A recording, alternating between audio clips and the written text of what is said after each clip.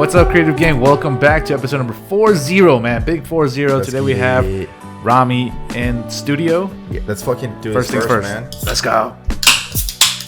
Be careful on the H6. Jeez. I'm surprised no one spilled on it yet.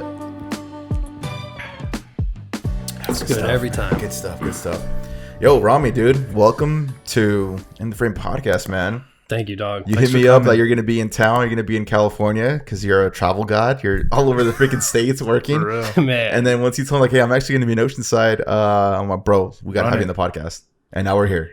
I can't believe it's actually here. Yeah, dude. Honestly, it's funny how it all started. I mean, it all kind of started here, and then now you asking me to do this. This is dope. Do you mind give a little background story of who you are? Start Why from should the the gang fucking care about you? How'd you get in the creative space? And tell us what you do right now. Like, what is your role in the creative space? Man, that's a fun question. I'm all over the place in creative space, I think, as you guys already know. Yeah. For the most part, I do. I'm the vice president of marketing for this mortgage company called Next Door Lending. Okay. And they are very tied into the real estate industry. So I end up doing content and flyers and videos for a lot of the realtors that are in that industry. Outside of that, filmmaking, creativeness, stories, anything that has to do with a story, I want to help tell. And Right. I'm obsessed with that. Right. So creative director, I guess, overall is what I am. Cool. Dope. So you've done it all for, I mean, so you say you're creating flyers and whatnot. So I'm assuming you're like on Photoshop, Lightroom. I mean, Yeah, Adobe Illustrator. Adobe Illustrator. Yeah. There you go. So a little different because you're not just a videographer. You do a lot more different things. Because usually, for the most part, all of our guests have been either videographers, editors, photographers, and now shit. Yeah, I mean, yeah, so content creating. Yeah, like In literally general. full on content creation. Yeah, anything from flyers. So Adobe Illustrator, After Effects, and Adobe Premiere have become the big trio in my life. I've heard Illustrator is super lit. Rafi uses Illustrator Oh, yeah. a lot, and Probably one of the few Adobe I haven't even touched. I don't even have it downloaded. I mean, I have access to it, but I don't have it downloaded because I don't know what I'd use it for. What, Illustrator? Yeah. So I love Illustrator because it's almost like I can just put my thoughts down. Like it's really interesting because you can put anything anywhere you want for the most part on Photoshop or anything. But with Illustrator, I just put all of the text on, and then I start designing from there, and I look at the text as images. What kind of design for the gang that's listening right now that you're creating? What kind of design? Yeah. As far as I'm foreign to Illustrator, so it was like a 3D design or no, just 2D. straight up honestly just straight up flyers. Okay. Wow. So it's not even 2D. Nothing crazy. Yeah, nothing crazy. I don't even know if I should be using Illustrator, but I do. Yeah, because it's just a workflow. It works for you. Exactly. So fuck that. How? Fuck that. Like, let's start from the beginning. We jumped right in. So tell us, like, what's your background? How did you get into this creative space? What motivated you to get to where you're at right now? And where you from? Yeah. From Detroit. Okay. Yeah, Detroit 313. No, 734. All I know is 8 Mile. Yeah, straight up. The creative space has always existed in my life, but I didn't start paying attention to it until 3 years ago. Okay. I was pursuing physical therapy. I was going to school for that, and I was at Wayne State in Michigan. And I came home, and I was married, and I decided I took a test, and I failed the test terribly, and I put 3 weeks hard into it, just every day studying, every day doing my stuff. Like real studying or half-ass studying? Straight up. Okay. Like, I was in the library, Gotcha. 6 hours a day. Being a little nerd. Yeah, like Yeah, I was yeah. like, I got to do this. I got to make this happen. Mm-hmm. Came home, failed the test, closed the book, and looked to my wife and I said, I'm gonna start making content. I'm gonna be a photographer. And at the time, I wanted to be a photographer. And this is 2017, 18? 2017. Okay. And how old are you now? 31. Okay. Yeah. And when I closed the book, I looked at her and I said that, and I could see the worry a little bit because it was almost like, we just got married. What? What's You're your going to plan? become a broke artist now? Yeah, exactly. Like, whoa, yeah. Exactly. I'm 27 years old. I should be in a career by now. Sure. But that's something about me is I don't stop until I'm comfortable, and not comfortable, but in a general sense of I like what's happening in my life. And if I don't like what's happening in my life, I have to make changes. Sure. So at the time it was, I'm not cut out for school. What I need to do is pursue what I love doing. And I would always take pictures on my phone. I would make vacation videos and all that type of stuff. So I closed the book, looked over her, told her that. And she was there for the ride. She's like, all right, bet. She's like, let's do this. And I bought a camera, and I went into downtown Detroit. And what camera is this? It was what was it? Nikon D3400. Gotcha. That's my first one I've ever had too. Was it really? First DSLR camera. Yeah. Oh, cool. Well, my mom got it in Costco, and then I was always fucking with it, and then that's how it started for me. Go ahead. No, that was a great camera. That's really a great affordable starter camera. Yeah. And I still remember the girl who sold it to me as one of my best friend's girlfriend. Oh yeah. She gave me this camera, and she was actually there when I picked up all my production equipment later on a couple months ago too, which was kind of cool. So she's always there during those points. Dope. But I bought that camera, and I went into downtown Detroit, and I just took a bunch of pictures of the city, the buildings, people, and started getting featured on pages in downtown Detroit. Okay. So like Raw Detroit is a company that is a really good in the creative space in Detroit. They would feature my photos once in a while. So you're pumping out bangers because you don't get featured unless you're pumping something really dope then. Yeah. So right. You knew photography like from off the rip, and you had to edit and whatnot, or that was the thing, is I realized I was more gifted than the normal when it came to taking pictures. Yeah. I think it comes from, so I grew up in a pizza place for Benito's Pizza. And I think I grew up just looking at shapes, just putting toppings on pizza over and over again my whole life. Yeah. That was the family business. So doing that, I was just looking down at a circle and then looking at pepperonis, looking at ham, looking at green peppers, and seeing all the different shapes. It developed this aesthetic for me. Mm-hmm. So that's interesting. Yeah, I've never heard anyone say that. That's dope though. But it kind of makes sense because you're learning like symmetry and like frame. I'm assuming you had everything perfectly aligned, not uneven or anything like that. Like, oh, there's too much sauces on the left side and the right side. Straight up, I was very OCD. I had to make every pizza perfect. Yeah. So you had one. I think I brought it. Yeah, it was pretty perfect actually. It was delicious. Thank you. Glad you guys liked it. But with that, I became very comfortable with knowing, okay, I'm good at this. I like this. So my goal was to just start looking at other people and what they're doing and how they're doing it, and I want to get to that level as fast as possible. So I started watching a lot of videos, as you normally would. YouTube University, baby. Yeah, YouTube University. But then I realized, obviously action was the biggest thing, and relationships, meeting people, talking to people, letting them know what I do, like vocalizing what I'm good at. And they really, started providing more opportunities for me. I went to school at Specs Howard, transferred from Wayne State to Specs Howard, which is a creative school. And there I realized a lot of people ask film school, is it a good investment? Is it a bad investment? It's the infamous question. Infamous question. And for me, it was the opportunity to meet more people. Yeah. That was why I knew school was going to be good. It was actually one of the things my mom said. And she was like, just go to Specs Howard. You'll be fine. Like, I know you can learn all this on your own, but for the most part, you're going to want to meet people. You're going to need to find jobs. You're going to need to be in that space. Right. So I got myself in that space, and I got a job as a camera operator for USA Juniors Hockey. And that was when I really got my hands on like the actual gear, and I was like, this is cool. I felt so special. I took pictures of myself with the rink behind me, and I was like, look, babe, I'm making it. Yeah. What kind of you say you're doing camera op work? What are the cameras you're working with? They were Canon. I think, man, I forgot the actual name of them, but they were Canon, and they were on the higher end. So ones. I'm assuming a 1DX. Broadcast cameras for sure. Oh, broadcast cameras. The big ass square ones. Yeah, I think it was I'm not going to embarrass myself here, but I think it was a Canon C300. No, yeah, those are good cameras. It's a cinema camera. Yeah, exactly. Okay, so then those were the cameras that we were working with, and then we had them on sticks, and then we would be at 4 points of the arena. Then you'd have the center broadcast. If you work center broadcast, you were good at what you do. Right.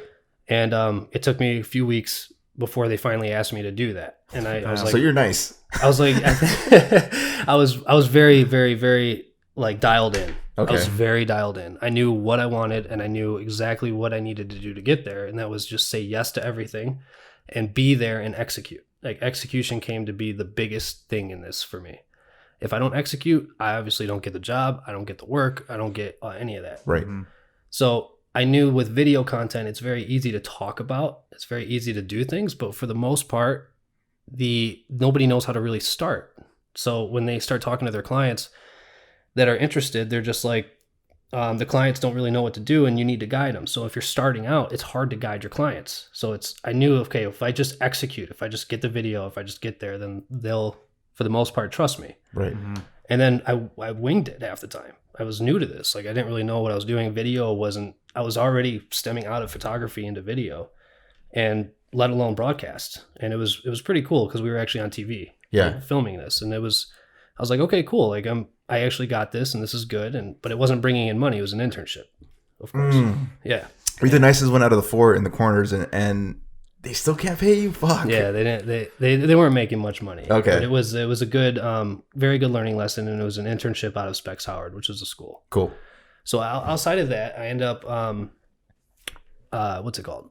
Once I was done with Specs Howard, and once I was done with USA Hockey, my wife wanted to start traveling, and she was like, "Is this something that we could possibly take on?" And I said, "Sure. I'm a content creator. Like, I'll use Instagram. Let's travel. Let's do our thing. I'm graduating soon." And she is a travel nurse. Okay. So, okay. Yeah. So she took on a travel assignment, became a nurse for an agency, and the first spot was Boston. So I was like, okay, great. Let's go to Boston. Right. And after she ended up leaving a few weeks before I did, goes to Boston, and I end up leaving a few weeks later. And when I got there, I brought my camera and one lens, and that was about it. It was a Canon 7D, and then I had a 50 millimeter on there. That's it. Nifty 50. Nifty 50. And I was like, all right, I'll get something with this, right? Well, I actually didn't get the job through Instagram. What ended up happening is I took one day I was like, okay, let me start this. Before we got to Boston, I had 8 dreams in a row. 8 dreams? 8 dreams. I'm not even kidding. Like lucid dreams? Lucid, like straight up. Dreams that was the same dream over and over and over again. Damn. And I'm not kidding. I called my mom after like the 6th one, and I was like, yo, I keep having this dream, Mom. She was like, what's going on? I was like, I'm in a city. I'm downtown somewhere. I have a camera in my hands, and I'm next to a hot dog stand, and somebody taps me on the shoulder, and I turn around, and then my dream's over. And I was like, I've had this. Bro, I just got goosebumps right now, dude. What the hell? Hell yeah. This is creepy, dude. Yeah, what? It was very, very surreal. And I was like, man, this is odd. So I end up going to Boston, and I get on a train, and I go into downtown, and I have my camera, and I was like, I'm just going to make a dope downtown Boston video. Sure. So I end up I get up, and I'm recording a bird after I come off the bus. And somebody taps me on the shoulder. Are you next to a hot dog stand? And I'm dead honest. Well, at the time I didn't really know it, but I turned around, and he ends up saying, yo, you're a videographer? And I was like, yeah, I am. He's like, I'm a rapper. I'm an artist. You know, I want to do a music video. Yeah. I was like, okay. I haven't done one before. I was like, let me hear the song. So he gives me this song, and it's a dope song. So I was like, okay, yeah, let's start talking. So as we're talking, he's telling me, you know, how well plugged he is into the city. He knows a lot of people. People are walking up to him, talking to him. And his name is Prince J-Lid. Prince J-Lid. Shouts to him. Yeah. He ends up I end up asking him, why me? If you know so many people, why me? And he's like, do you believe in metaphysics? And I was like, yeah, I do a little bit. What's that? I'm foreign to that. Metaphysics is plain English. Yeah, in the general, like, you believe in the metaphysical world. You believe in the spiritual world. Okay. Like you believe like energies and all that. Things happen for a reason. Exactly. Damn, this goes straight to your dream. Straight to the dream. So he was like, I don't know what it was, but I just had this intuition that I needed to come up to you and talk to you. Right. Like I saw you, and I knew I needed to. I don't know what it was, but I had to. So he saw you doing your thing, and so he must have seen you for a little bit to like, hey, fuck, I'm gonna start a conversation. Yeah, I think so. Trippy. As we're walking, I tell him, I'm like, look, I had this dream over and over again, you know, and I was like, somebody tapped me on the shoulder in a downtown area. I turned around and my dream's over. And I was like, this might be that moment. And he's like, yo, we were standing next to a hot dog stand. And I was like, no, we're not. No, we weren't. And he's like, no, we were, I swear. So I end up later on seeing it. I'm like, fuck, man, I was standing right next to a hot dog stand. Damn, like, what insane. the fuck? That is a trip. So we're sitting on these bleachers in the Boston Commons, and I was like, you got the song? And he's like, yeah, I'll turn it on. So he turns on the song. I whip out my camera. I push record. And wait, you guys do it right there? Right then and there. Damn. Yeah. What the fuck? Yeah. And I don't know. I was new. I didn't know what I had to do. So I'm just like, all I know is I got to record you. I like the setting. The sun is setting. Like you're dressed like, let's do this. You're winging it. Like legit winged it. Straight up winged it. So I put on the camera and he just starts rapping. And the song is about him finding a girl. So we were like, we need a girl. So we end up walking back into downtown Boston after we get this shot. And what the shot ended up being was just two shots. One wide shot of him singing to the song, and then one close-ups of him singing to the song. Right.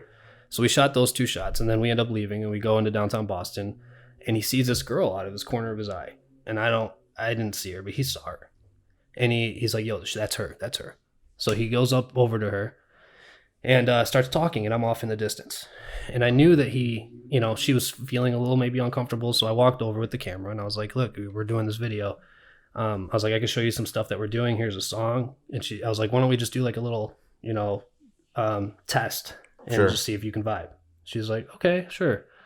So we do the test video, and they end up vibing, and we just started kind of catching the vibe from there. So we started walking back into the commons, and I was like, it would make sense if we reshot this there, and now you're with her. It's like a flashback. And he's like, yeah, that makes sense. So we end up going down there. I'm not even kidding. This video went pretty dope. They're married now. The hell? What? Yeah. Yeah, they ended up getting married. Like they make YouTube videos together. What? Called JT Love. Like they're crushing. That is fucking trippy, man. Her name is Tashi. His name is Jalid, and they're crushing it. So you guys, that is such a trip, man. Super super trippy. So that metaphysical thing, the dreams I was having, it all kind of really worked out, and it'll play on later into the story. Okay.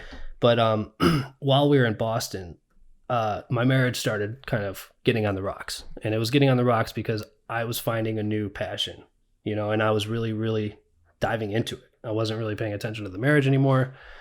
It was a rough spot. And Gotcha. I knew I needed to leave just to at least get away for a minute. So I had this opportunity to work on a short film. It was a black and white film shot in Detroit. Mm-hmm. This guy named Zach Cunningham, he's a director out in Detroit. He ended up allowing me to come on set. It was work as a PA for maybe a day or two. Right. So on the way to Detroit, I turned on a podcast, and it's Black with No Cream. And it's a podcast I met you through. Right. And it's also the podcast that got me my job later on in the story. So taking the trip out there was really needed because those two things really changed the whole trajectory of my creative experience. Mm-hmm. So I end up getting back to Boston from that Detroit shoot. And then another guy in Boston wants to do a music video. His name is Craig. And we ended up making another music video for him before I finally left Boston. It took me there. I was there for 3 months. Yeah. Oh, okay. Craig and his wife Mercedes they're amazing, amazing people. Great, great people. We made 2 really cool music videos together. Mm-hmm. And I think we're just brothers. Like we just became brothers. And when I left Detroit, our next stop was Louisiana. So I don't have my car. I don't have much with me, but we have my wife's car, and we end up riding down to Louisiana. And this is kind of where everything started going in a very interesting direction. And I end up leaving Louisiana, and I get to Oceanside here. And my family runs a pizza place out here, Benito's Pizza. And I knew that I needed to make some money because I wasn't making a bunch of money doing the creative thing.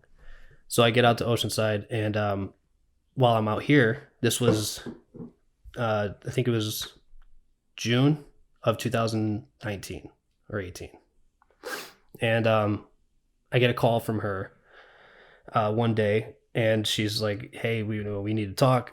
I almost cheated on you. And I think we're at a point in our relationship where, we might be heading in different directions. Right.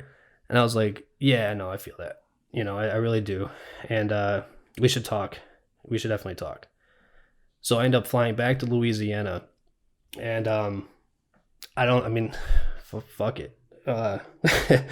We end up basically, nowadays, relationships are tough. Right. They're very tough. Oh, yeah. And I think that they're tough because everybody has social media. Yeah. They have the content. They have what's out there in the world and what can I get, what next. So it kind of, that mixed in with me and my passion trying to find that balance. I didn't. And we agreed to try to open things up. So we tried an open relationship for a small time. And that fucked me up. Right. Fucked me up. Yeah. So I knew, though, that if it didn't work and it was going to fuck me up, it was going to give me enough drive to get to the point where I knew I needed to be. And I would always have that to look back on every time I wanted to quit. Every time I didn't want to do something, anytime I didn't want to edit, I knew that I could look back and knew that Motivation. I wasn't good enough for somebody, per se. I'm great. Sure. I'm a great person. Right. But at that time, we were just in two different directions.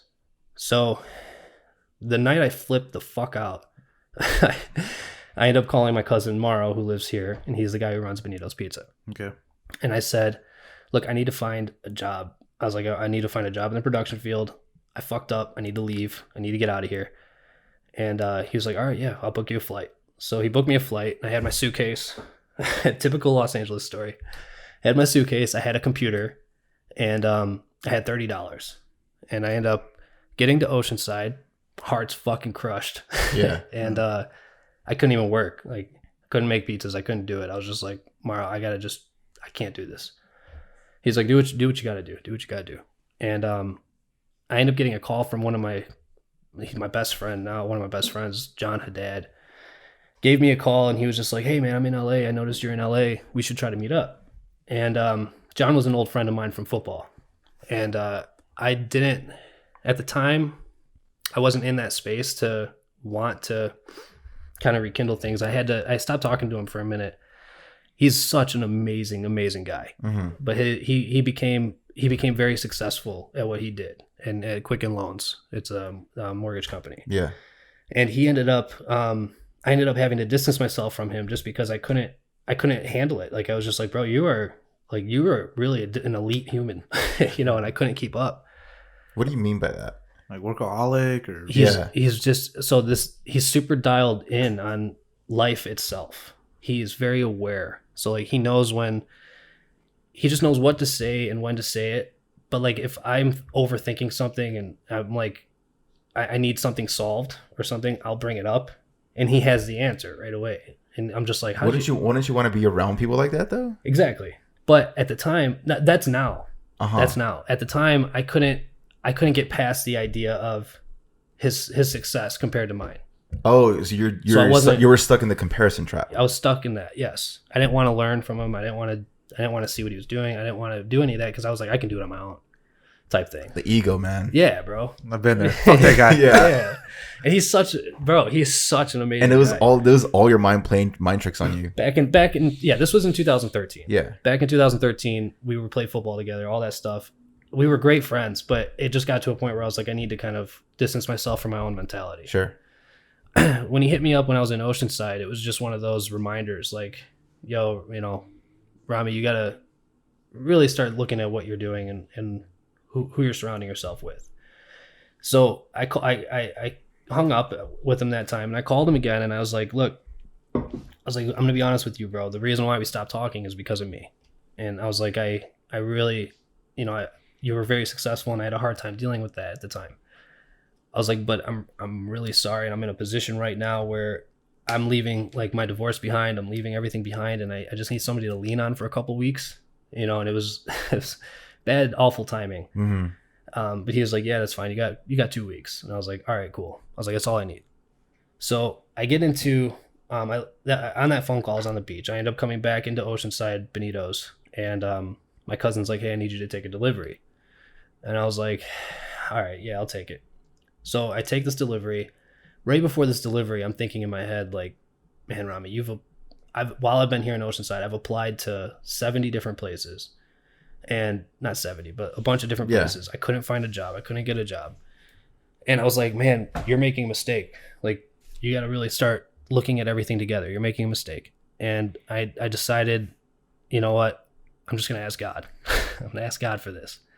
And I said, God, just give me something. I need something. I was like, I need to know I'm making the right decision here. And he ends up putting this other dude in front of me that I took this delivery to. And I'm wearing sunglasses, and he looks at me, and he's like, you good? And I was like, yeah, I'm good. I was like, here's your pizza. It's 19 something. And he's like, no, but are you good? And I was like, yeah, I'm fine. He's like, he's like, you're going to be fine. Keep going, keep pushing. Don't stop. Don't ever stop. And I was like, all right. I was like, I won't, but I was like, what makes you think that something's going on? He's like, what are you talking about? Yeah. He's like, I can just tell, man. I can tell. I'm wearing sunglasses. I'm like, okay. And he's like, and bro, my dad just died. He's like, just talk to your dad more. He's like, you got to. This guy fucking knew me. And I didn't even know who this guy was. I don't talk to my dad that much. Uh-huh. And I knew at the time, I was like, well, okay. I was like, thanks, man. I left. I got in my car and I got back to Benito's. And I remembered right before I got to that house, I asked God, I was like, yo, give me something. And I was like, in my head, might be, might not, but in my head, I was like, dude, that might have been it. Then I go down to the beach and I was like, I need to start applying for more jobs. So there's this Nissan Surf Girl Pro down there. And this was the surf competition. Yeah. I've filmed that before. Did you? Yeah. Surf Hell Girl? yeah. Supergirl Nissan. It's a surf competition Oceanside. Yeah. Yeah, exactly. Girls from all over the world that just come here. Huge competition. Yeah. It's dope. The Nissan Surf Girl Pro was right in front of me, and I knew I needed to do something. I needed to capture something. And I was like, man, I can use this as a resume builder or something. Maybe find a job. Right. So I end up getting, I end up seeing this girl walking down with a surfboard, and I started piecing it together, and I'm like, oh, there's a competition about to happen. So I ended up going back to Benito's, and I asked my cousin, Benito's is right down the road from the beach. Yeah. And I asked my cousin, can I borrow your car? I got to get back to your house. I got to get my camera. He's like, yeah, for sure. So I'm not even kidding. I haven't even opened up my bag yet. I was just like, I got into Oceanside, a week went, maybe 3 or 4 days went by, and I just kept applying to jobs. I wasn't even looking at creating more content. Right. I opened up my bag and my computer's broken. What? Yeah. So it got damaged in travel. Yeah. In transport. And my computer was a desktop at the time. I didn't have a laptop. Gotcha. So it somehow, I had a glass, I was an idiot, but I had a glass siding to it. It was one of those gamer computers. Yeah, I got one right there. But it's plastic though, it's not glass. Yeah. And that glass broke, and then some shit that was inside the case went in and damaged everything inside. Right. Fuck. So I was like, fuck, man, I gotta. Your luck is just there. It's just broken, man. So I grabbed the camera at least, and I get back to the beach, and I made a shot list. And I was like, okay, I know we can make shot lists. Like I know that this would help. So I was like, I need to get someone holding a surfboard, somebody serving a taco, the surfer on a wave, maybe a flag, the sign. Like I knew what shots I needed to get. So I just started capturing these shots. And I sit down on the grass. I'm starting to go over all this footage that I have. And I'm like, oh, cool. We got some good stuff. So I go on my phone and I'm just scrolling, and I just see we're looking for a content creator. Who's this? So this was Seth at Diesel Films. Okay. And he had posted in the Black with No Cream podcast. And Okay. Remember, I was driving from Boston to Detroit, and I heard the podcast. So this is now the reason why I listened to that podcast. I always look for reasons for some reason. I always try to connect the dots. Mm-hmm. So I was like, okay, cool. This guy, like, this has been put in front of me for a reason. Like, I need to pursue this. So I reached out to him, and I was like, this is what I've done. This is what I can do. I would love it if we could meet up for an interview. And at the time he was like, yes, sounds good. I'll be in touch. I was like, okay. In my head, I was like, I need to go now. Right. But I was like, okay. And I was like, if I do the surf girl thing, I could probably get something. Diesel Films is very much in the sports field. They work with the NFL, the NBA. They also do work for the E-League, the esports league now. And I saw all their content, and I'm like, this is where I want to be. Like, right. This is it. This is the only place I've seen the content. Work. It looks dope. Yeah, they're crushing it over there. And I was like, this is what I want to do. So I was like, the Surf Girl thing will be perfect. So I end up recording the Surf Girl Pro stuff. I get back, and I was like, I got to fix my computer. Like, damn. And I had other work I could show them. And one of the things that I think might have helped me is Diesel does the interview style shoots a lot for the sports field. So when I was in Boston, I didn't bring this up before, but I had this audio engineer on my Instagram, and his name is Ibrahim, and he was based in Brooklyn and worked out of a studio in Manhattan. And I liked the studio, and I liked his work, and I was like, yo, I would love to do like a little mini doc on you. And he was like, yeah, for sure. So I ended up going out to New York one of the days I was in Boston. and meet him, and kind of very similar to this. I was like, let's get a camera up. Let's have a conversation. Let's get your story on tape. And he was like, that sounds great. And he actually had an artist come in that day named Frank Venegas, and he ended up doing a song in the studio, and they recorded a song. So it was a perfect B-roll. Yeah, perfect. So Frank and Ibrahim, really good at what they do. And the song was very interesting because the name of the song is called Stars Align. Uh-huh. And Frank basically was, everything in that song was what I was going through, like, in my life. Mm-hmm. And it was just weird timing. And I had this video, and I was like, okay, this is a pretty cool video. It teaches you how to be an audio engineer, and it has some behind the scenes stuff that I did. So I sent that to Seth, and he didn't respond. I was like, okay, that sucks. Yeah. But I knew if I got this Nissan thing, I'd be fine. So I ended up going back to my room in Maro's house, and I was like, I gotta get this computer fixed. So I found a computer shop. I had $30 still. And I told this computer shop, I'm like, look, I was like, I don't have money. I was like, I need this fixed. I need a job. Can you please just tell me what needs to be done? And thank God it only needed a screw and one other thing to reconnect one of the something that was broken. Exactly what you're talking about. Okay, cool. I don't know the name of it because I'm not a computer guy like that, but I know because I see it every day. So I know exactly what plug you're talking about. Perfect. Yeah. And I was like, okay, awesome. It has like a ribbon on the end. Yeah. Okay.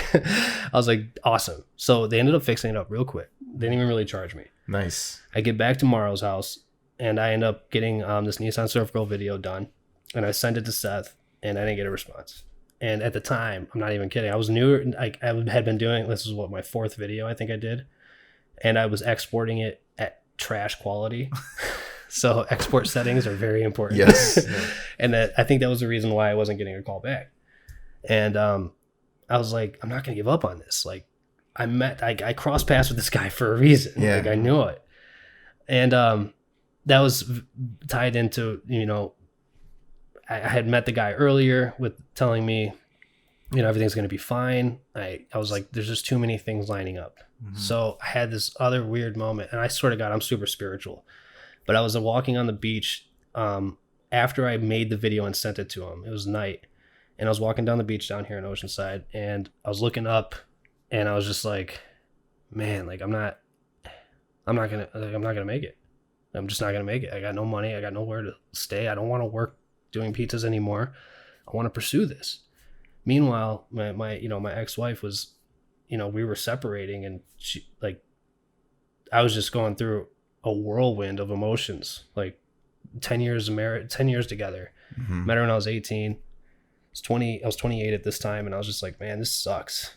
I was like, she's out there, she's doing her thing.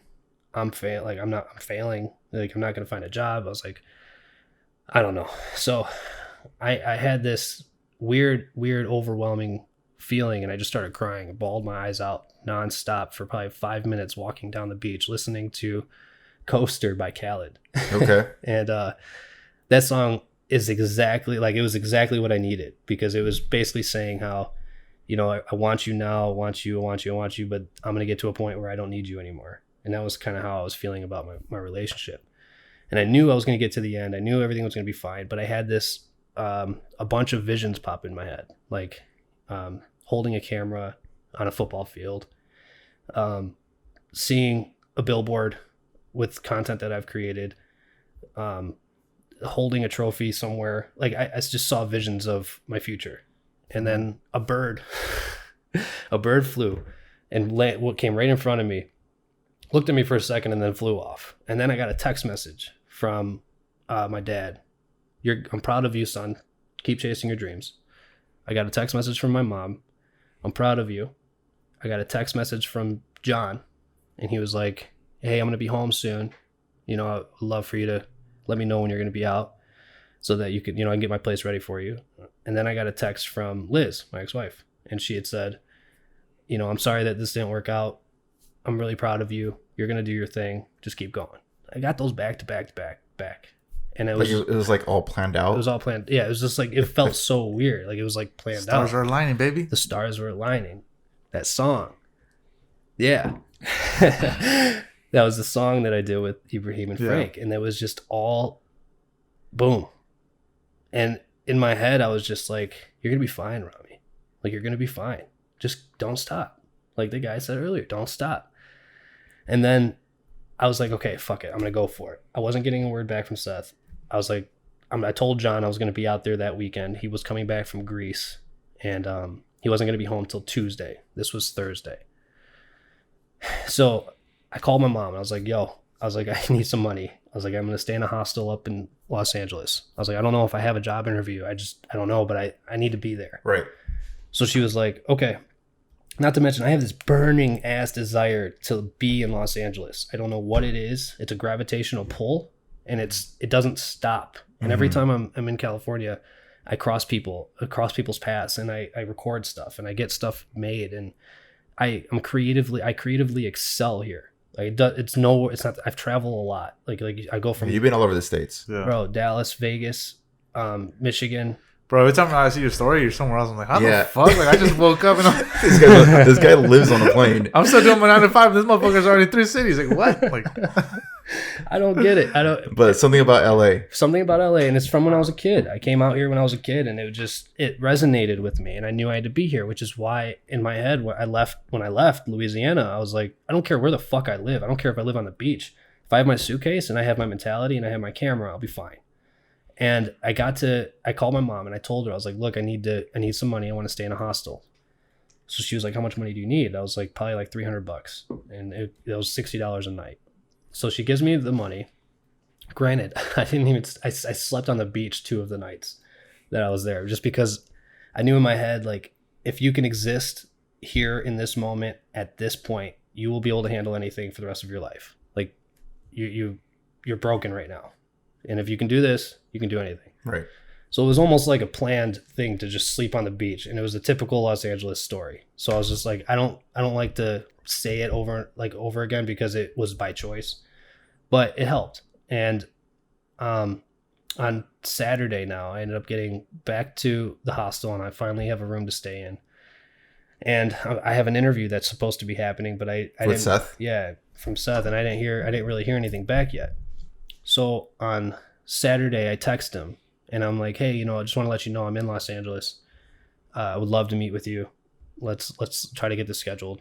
And he didn't respond. And on Sunday, it was one of those things where I was like, okay, like you came up here, you put yourself here, you made yourself available, and you didn't get it. So now you got to figure something out. John's going to be coming in from Greece. He's going to give you 2 weeks. You got to find a job. And I ended up going for a morning run on Sunday. And when I was done with the run, I got a text from Seth. And he was like, can you be here tomorrow at noon? I was like, yes. Easy. And I don't know where it came from, but it came in. So I had locked my suitcase and all my stuff away in one of these lockers off by the beach and got on a bus and hopped down into Sherman Oaks. And I was coming from Santa Monica. And interviewed with him. I thought it went pretty well. And then when I left the interview, I got back on the bus and I got on the wrong bus. It took me up to San Fernando Valley. Oh shit. So it took me almost 40 minutes before I realized I'm not going the right way. Yeah. I had gotten on the phone. I was calling everybody. I'm like, yo, I got this interview. I think I got the job. Like, I might so have you're just hyped. I was super hyped. Super hyped. And I get up into San Fernando Valley. I realize I was on the wrong bus. My phone dies. And it just adds to the story, but I'm like, whatever, fuck it. I'm gonna be fine. I had a lot of reference points already built up. So I get back down and finally get into Santa Monica. The next day, John picks me up and I'm happy as hell to see this guy. Mm-hmm. Like I knew, okay, if I can get to this point, I'll be fine. John's going to help me out. He's the man. I love this guy. I see him. He pulls up in his Bentley and some light. Yeah, something light. And he gets out of the car and I'm like, John, I want to give him this big ass hug. Mm-hmm. And he just looks at me and he's like, put your bag in the trunk. He's like, come on. Like he knew he had to fix another problem. But it was cool because I had a journal and I was writing every single day. And in that journal I wrote, I need to find a mentor in the business space. Mm-hmm. Somebody that is good at what they do in the business space and somebody that can help me. And at that point in time, I knew I was ready to learn. And I was just going to be an available body that could create content and help with anything I needed, anything somebody needed. And I knew John was doing great things. And I was like, I can help you on a social media side. I can help you on the content side. I can create content. I can do video. And he's like, yeah, okay, that sounds good. So when we get into his house, he lived in Westwood in a nice place. And he bought me a bed. And I slept on, granted it was a smaller space, but I slept on the kitchen floor for the next year. Broke that 2-week barrier that he gave me. Yeah. But when I first walked in, I saw on his board, he wrote, find somebody to mentor. So I just was like, fuck. Yeah. Like, what up, bro? Yeah, exactly. And oh, you look broken. Let me mentor you. Or first day of class. Yeah. Straight up. He helped me set my computer up. He got me a bed. He cooked me dinner, bro, probably almost every night. Damn. For like for the whole year. I mean, to this day, he still cooks nonstop. We're doing a cooking show. We make cooking videos for him. Hell yeah. Damn, for his mortgage space. But he took care of me. He brought me in. He knew I needed help. And I got the job with Diesel Films. And he gave me a place to stay. 6 months, I took the bus. And then I finally was like, okay, I need to go back home and get my car. Like, I have a whole other life I left behind. I got to go back to. So I end up leaving Los Angeles about 6 months after I get there, and I get my car and I come back, and I finally feel like I have my grounding. But when you get into the creative space, it was weird. So I was battling the divorce and battling the idea of, fuck, man, I got like a lot on my plate right now as far as like what needs to be done. I needed something. And Diesel, what they did is they put me in the right place at the right time almost over and over and over again. My very first job, my very first shoot with them was with Kerry Champion and Jamel Hill. Okay. Kerry Champion is an was a former ESPN sports analyst. Same with Jamel Hill. And they were starting their own TV show, and it's called Stick to Sports. Mm-hmm. It's on Vice right now. We were recording the pilot. Seth was at Diesel. So my first shoot in Los Angeles was for them. Yeah, I was like, talk about throwing you into the lion's den. Yeah, like straight up, this threw me right into it. And are you like starstruck? You're like, what the fuck? I'm Kerry Champion, and like, yeah, it was like I knew two things. I need to introduce myself, and I need to just be in the background. Right. Yeah, but that was it. Like, sorry, that was it. That was like okay, Rami, you're here. You know, and then the next week we shot for Michael Vick, and that was a whole nother thing. And I was like, what the I vividly remember seeing your stories of you with Michael Vick. I'm like, what the fuck? Like, my job on set was to catch passes. Damn. I didn't know what. I was like, okay, I used to play quarterback. I was like, I got this. So that was insane. And then we did shoots with Al Michaels and Bob Costas. Damn. Yeah, and those two are sports analyst legends. Yeah. They called Miracle on Ice. Damn. And I did the BTS video for that, and I also helped a little bit with setup. I was a PA. And then after that, we did stuff with Victor Espinoza, who's a professional horseback rider, broke his neck, won the Kentucky Derby. Damn. We did shoots for Jeff Garland. He's a comedian. Jerry Jeudy, football player for the Denver Broncos now. And he just, like, I was living such a weird life. I was like, I had to, like, I was losing half of my personality by leaving the marriage, and then gaining another half of my personality that I knew existed, but I didn't know, like, I hadn't been experiencing it. Now I'm finally experiencing it, but it was so bittersweet. It was like I had to lose something to get it. Right. So it was almost one of those things where, I mean, I had to watch myself from becoming an alcoholic at the time, because I resorted to, I loved living in that feeling. I still do. Like, I don't know what it is. I love being broken. And I think it has to do with, it keeps me dialed in. Mm-hmm. So I really it's bad, man. I'm weird, but I treat my life a lot like the videos I record. I like reliving moments a lot. So I'll go back to places that I had these experiences in, and I'll just sit there and just listen to music or smoke a joint or just chill and think of everything that I had to go through to get to where I'm at now. And then it recalibrates me almost. Right. And I don't know what it is, but it's that metaphysical thing, I think. I don't know. Maybe it's a mentality, but it works for me. Yeah. I mean, shit, whatever works, I guess. Like, I feel like me and you have a lot in common, because when I went through my first breakup or whatever, like that feeling of being broken is addicting. Yeah. And it's a drug. Like nah, fuck that. I want to feel sorry for myself. Yeah. But then like at the same time, it's like you were just talking about you were losing your 50% and you were gaining a new 50%. So it's like I'm gonna use this as motivation. So I feel like you kind of using that as motivation. So that's whatever works for you, and that's good for you. I think you guys are just evolving. Yeah, that's what it it's was. A fucking cocoon into a butterfly. Exactly. Like you let go of the shit, and now you're like blossoming to something different now. It's evolution for sure. Fuck. I'm very thankful. Damn, that's so sick though. I mean, it sucks what you went through, but it's like I feel like it was necessary. It was for your story at least. It was, and it needed. I guess when you're in the creative space, you're I don't know how other people work, but you fuel yourself off of pain. Mm-hmm. I guess I create based off of pain, and it's like that's when I'm feeling my most creative, is when I'm in pain. Do you think that's healthy long term? No, it's the worst thing. Because I'm trying to relate and I just can't. No, good, don't. Like, because I want to kill myself half the time. Not really kill myself. Yeah. Like, I'm just like edit point. people, and I haven't talked about this stuff in a minute, but people are like, you need to move on, and I'm like, no, I moved on, but I don't want to move on, like for the most part, because it keeps me focused. Like it keeps you grounded. It keeps me it keeps me grounded, and it reminds me every day when I'm like wanting to give up. Like, why are you giving up? You already are doing this. You already gave up what you had. And like, I've dated, I still moved, like I moved on from the relationship, but as far as like the pain, I don't want to move on. So interesting, man. The weirdest. I feel like that's a really, what's it called? Something artists like have in common.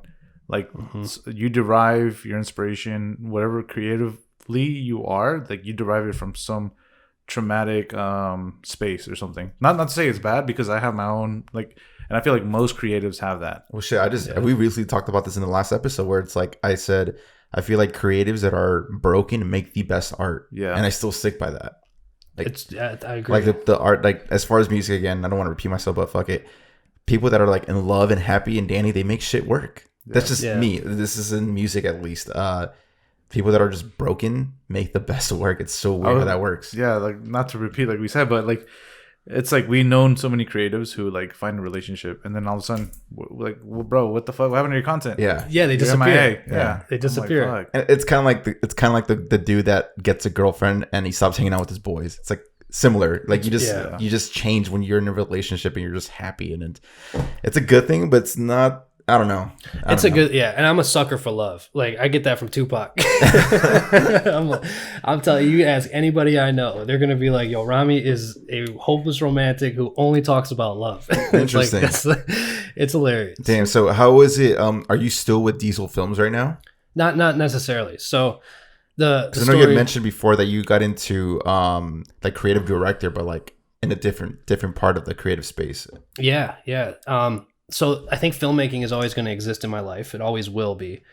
And my goal is to do narrative. I would love to do narrative. We just talked about something off air that you want to shoot, and then so that'd be cool if you actually get to actually do that. It'll happen. Okay, it'll happen. I'm writing it. So back to your story. So you're in Cloud9, right? Mm-hmm. You got the job of your dreams, and then. Now to get into what Alberto said, you're no longer with Diesel Company. So what happened there? Like, what's the next step? So, going back a little bit, John's girlfriend Lauren works for the film industry. She does stuff for Universal, Marvel. She's worked on amazing stuff from Batman, Spider-Man, I think, Transformers, and her circle. They're all in that space. So I had them the entire time I was in Los Angeles to kind of watch and learn from. And then Seth as well with Diesel, I was able to watch and learn how the production companies work and function. And I knew deep down that I wanted to have my own production company. That's what I wanted to do. So I was trying to absorb everything I could. I was a sponge, still am. But my goal was to just kind of keep growing that network out here. Then COVID happened. And kind of knocked everybody off their game. Yeah. And what ended production just stopped everywhere. Bro, they just I still remember the day I was at Diesel when Seth walked in. Like he's just like, Rami, I'm sorry, but we're gonna have to close up shop. I'm like, wow, it's actually happening, huh? He's like, yeah. He's like, I don't know when we're gonna be back. And I was like, damn, like that's it, huh? Yeah, LA was shut down for damn near a year. Yeah, it was. And it's still fairly slowly opening in LA right now. Yeah, I was just there a little bit ago. Restaurants are fully functioning again. Nice. Which is good. With Diesel, he told me that last February, and at the time, John and Lauren they were deciding what they needed to do with their future. They wanted to move out of Los Angeles. Excuse me. John and Lauren needed to decide what they wanted to do on their future, and they decided to kind of start stemming out of Los Angeles. So just like any other California native, they're all leaving California right now. Especially LA. Yeah. Fuck this rent. I mean, yeah. I know. I don't get it. I love it. Like LA is awesome. I get you, but you could you're paying for a 1-bedroom, that's like someone's mortgage, like in the Midwest or in the South. 7-bedroom fucking mansion. Yeah, like I know friends that live out of the state that have crazy properties, and we're paying more on just fucking rent. Oh, straight it's up. insane. I agree. It's the cost of living is pretty high. With the John and Lauren thing moving to Vegas, they decided to move to Vegas, and that was March last year. And they were like, hey, you can come with us, or you could, if you got things figured out here, you can stay here in Los Angeles. And I was like, I don't have a job and I don't have a place to live. I could live out of my car, and I don't have a problem doing that. Well, you like pain, so yeah, right. So I was like, half the time I have slept in my car, so it was like I was okay with it, but I needed to be smart, and I needed to stop doing everything based off of how I feel, rather than kind of start tying logic into things. Right. So he was like, hey, we're starting a mortgage company, and there's these guys in Michigan who want me to partner up with them. Going back home. Yeah. But he's like, they want us to start a chapter out here in Vegas. He's like, we need a content creator. We need a marketing guy. And I was like, okay. I was like, yeah, let me do it. And he's like, they don't quite know that, they need to hire somebody for marketing yet. He's like, you got to kind of show them. Right. And I was like, okay. He's like, you can do that, right? And I was like, yeah, got it. I'll figure it out. I'll just YouTube it. Figure it out. Yeah. I'll YouTube it. Well, the first thing I did was, we moved to Vegas, and I just started making content for Next Door Lending, and I used little things like, this is a mortgage ad, and I'd put like a recipe on the piece of content. And then I told John, I'm like, we should do a cooking show. And then so we just started doing a cooking show with a side of a mortgage advice, and that started generating traffic. Now this is where my job has grown tremendously from the moment I left Los Angeles, is I've gotten more into the search engine optimization, the SEO, analytical type of things for the marketing side. So we create very important stuff for every business. Holy smokes. Yeah. The Google social media, driving traffic to one place, a website. I've grown tremendously, and it's cool to there's multiple jobs to content. There's the creating the content, which has 7 jobs in its own. And then there's the getting the content out and marketing it correctly. Now it has everything to do with the brand you're doing it for, right? It's what people are paying attention to. So you can apply these same, skills to your own brand, but there's might not be a population for your brand. Right. You have to accommodate to the demographic. Luckily, everyone has a house, and everyone needs a mortgage when they have a house. So I knew that I have a huge demographic. Very easy to target. So I was like, yeah, let me kind of start taking this on. So I would make the content, and then we had a website for this content, and I didn't like the website. Mm-hmm. Luckily for me, I'm in the mortgage space that has everybody needs a house and everybody has a mortgage. Mm-hmm. So it's the demographic is large, and it's nice to get to that point where, okay, I'm working for a company and doing the content that people are going to actually be seeing and needing information on. The biggest thing for me is I needed to learn the mortgage space, and I wanted to actually become. Was that foreign to you? So foreign. Okay. Holy smokes. So no background on that. Nothing. Absolutely nothing.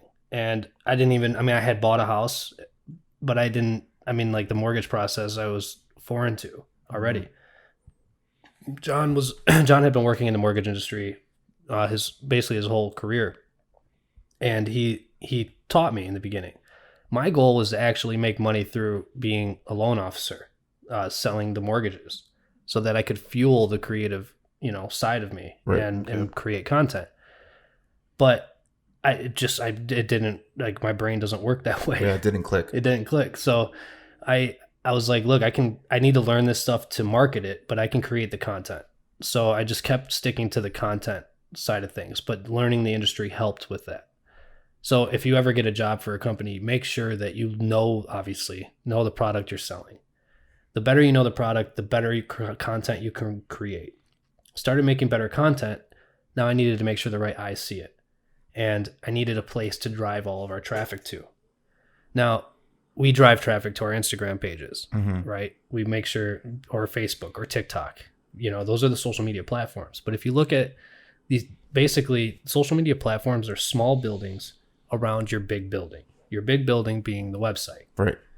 So you need to drive all the traffic there. Now there's a bunch of different avenues of roads that can get to your big building.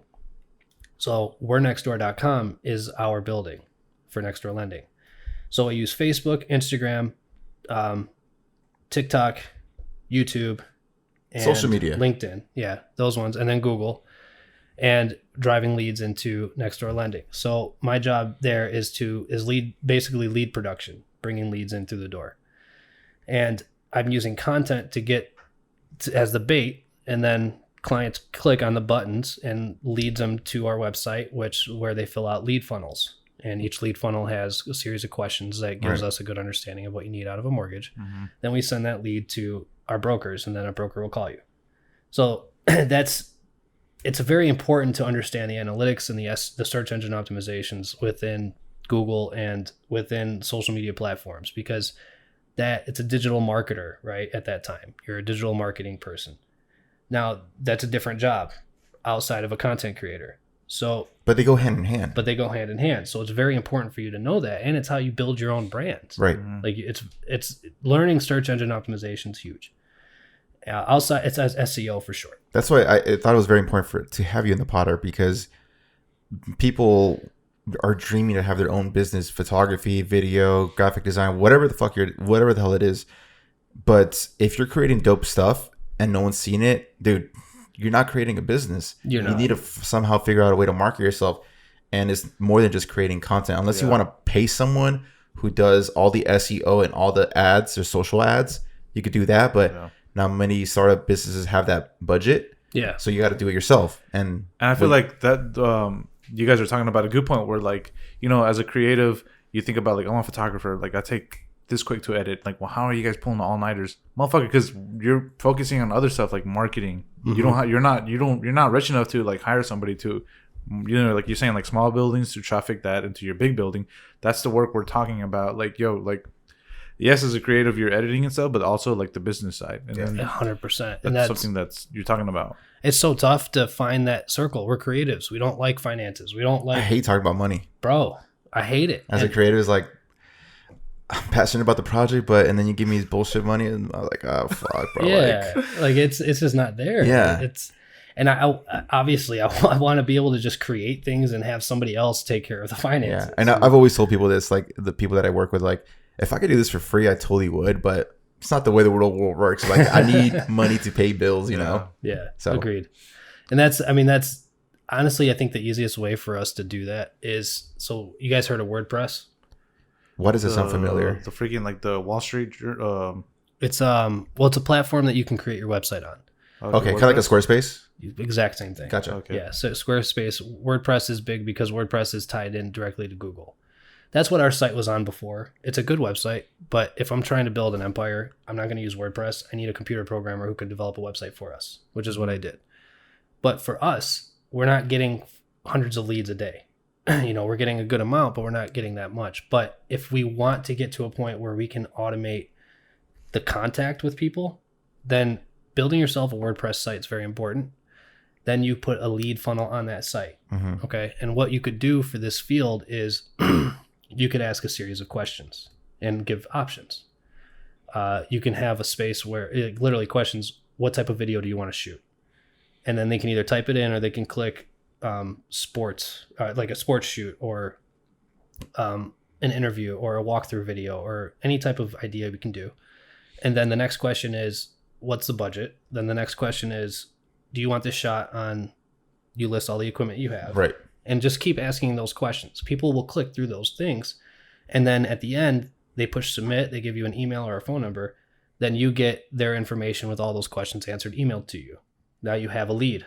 And you have all those questions already answered for you. And it's a time saver too. You're not discussing the BS like that's a big thing too for my website. Like I've seen other photographers' websites who like have like contact sheets, kind of like what you're talking about, but instead they list their prices and then they're like, yo, contact your email and your name. When do you plan on doing this? But I've been thinking about what you just said is like, what's your budget? I'm not putting my prices on the website. Mm-hmm. Be like, yo, like, does it benefit me? Does it not benefit me? But they don't know that shit. So I'm just like learning their budget, what kind of shoot.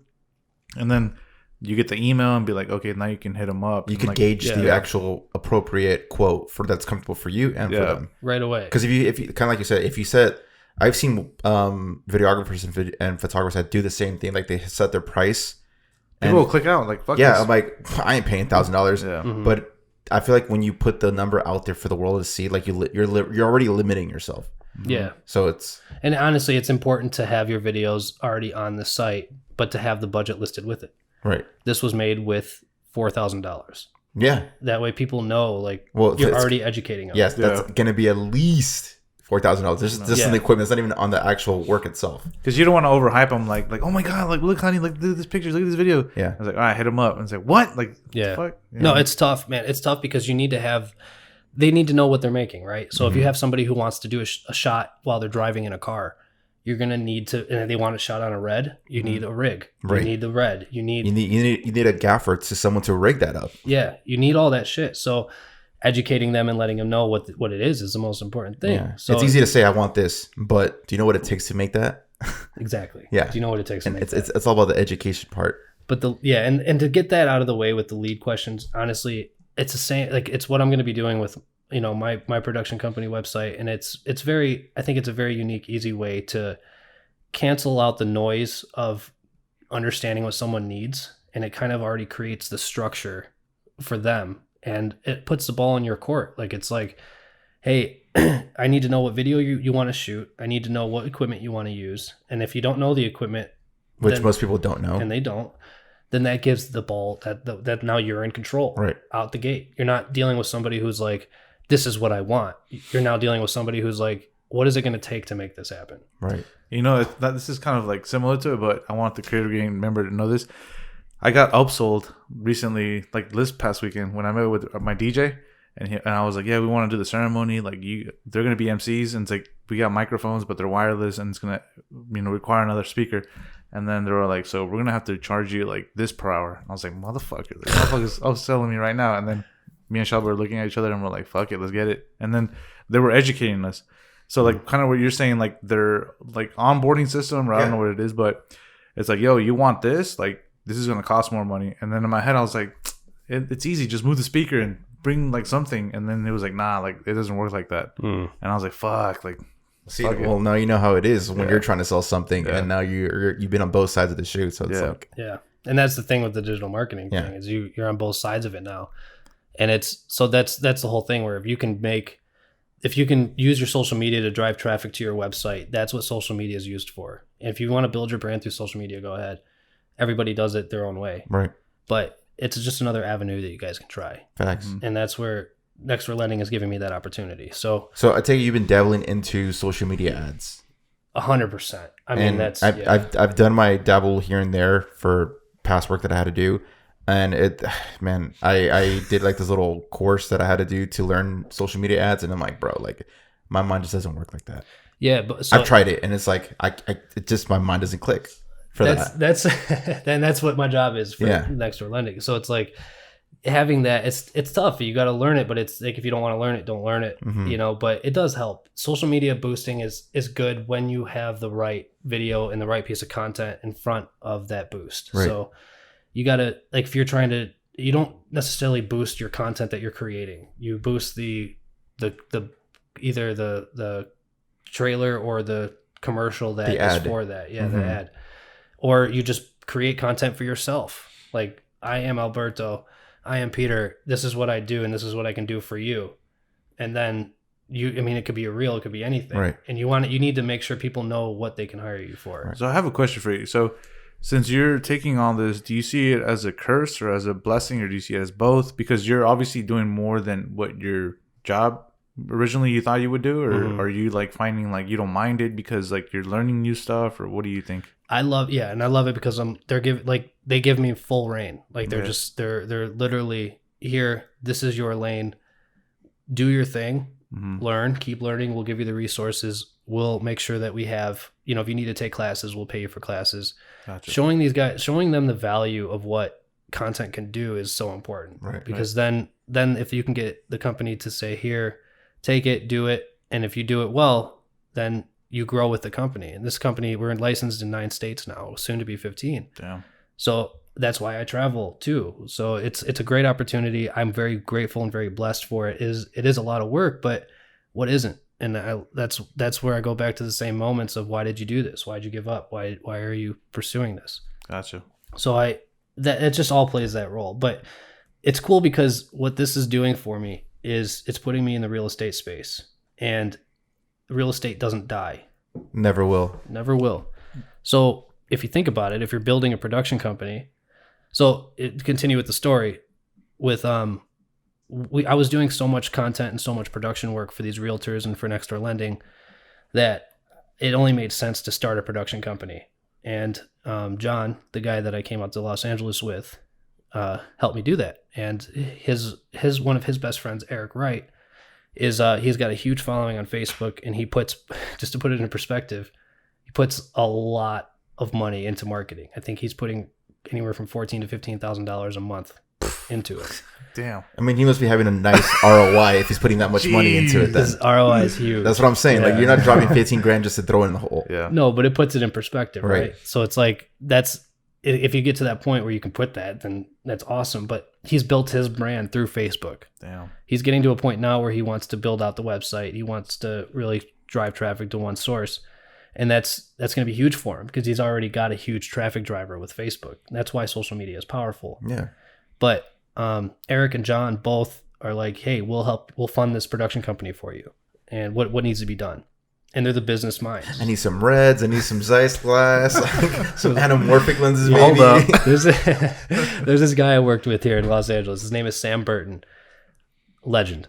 I've met him before. Yeah. He's a goat, man. Legend. He's my mentor. He's 24 years old. Yeah. And I'm 31. Yeah, same. Yeah. When I was talking to him, I'm like, wait, you sound like you're like 35. You're like, how old are you? Like 24. I'm like, wait, what? And he doesn't like his age being put out there. And you work with all these top-notch brands. Like, how the hell is that possible? I know, man. If there's a will, there's a way. Exactly. And he's always my guy I go to when I have these questions. We got to have him in the pod, man. I don't know if he's down to drive to Oceanside to get him in the podcast for sure. 100% he would. I know he would. And he doesn't like his age being put out there because he's like, perspective always changes. Facts, though. Yeah. You want how much for this project? Nah. Yeah.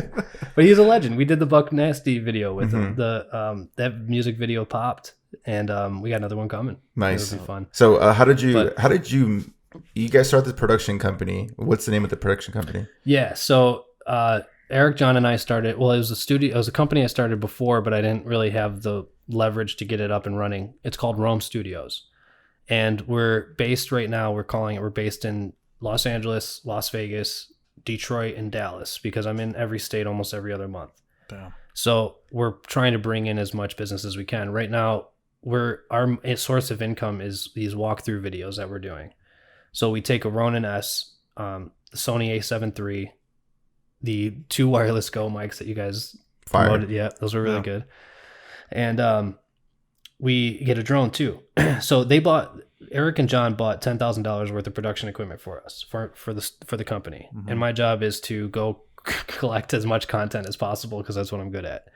So when we do these walkthrough videos, we just set the drone overhead and then we walk through the house with the Ronin and we speed ramp through. And then we put the introduction on it from the realtor, and then we charge right now anywhere from $300 to $500 per video.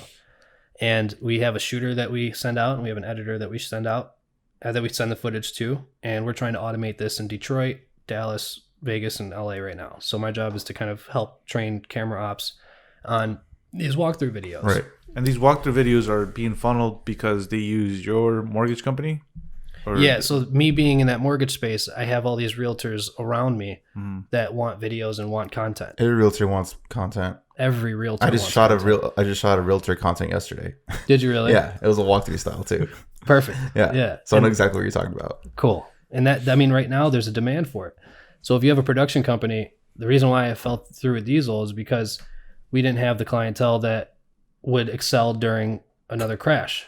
So if we can build our clientele in the real estate industry, our production company may never die out during these times because we have the real estate industry behind it. Especially now more than ever, at least I could speak for California, because during COVID times, there was no more showing properties, no more walkthroughs. So everything had to go digital. Like, hey, open houses were gone. Yeah, exactly. So like, hey, Yeah. I need you to go to this house, and I go by myself. I get the key or whatever, and I'm literally by myself because of COVID.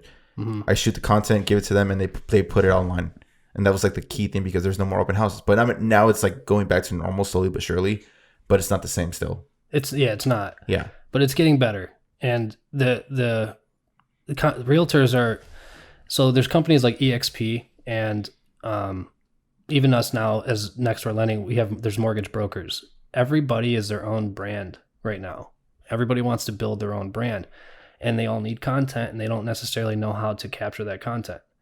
So if you have the equipment and you have the knowledge, this is where the flyers come in. I use the flyer as the collaboration tool to say, hey, let's make you a flyer with some mortgage rates on it, whatever you want, and we'll collaborate on that, and then we'll go from there. And if you want to do any videos or any type of walkthrough videos, then that's when I start stemming into what the pricing could be. And right. So I use the flyer as the free piece of content.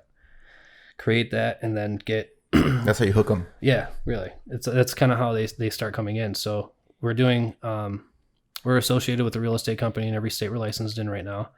So it's easy to grow it. Right. And I want to be in the narrative space. I want to keep doing music videos. Is that your passion? Yeah. You're still doing music aside from this. You're still doing stuff like on your own, or like your own thing, projects or whatever. Yeah, your own passion projects. Yeah, my own passion projects. So the music videos, anytime, like if you have a dope car, I'll do a cool video.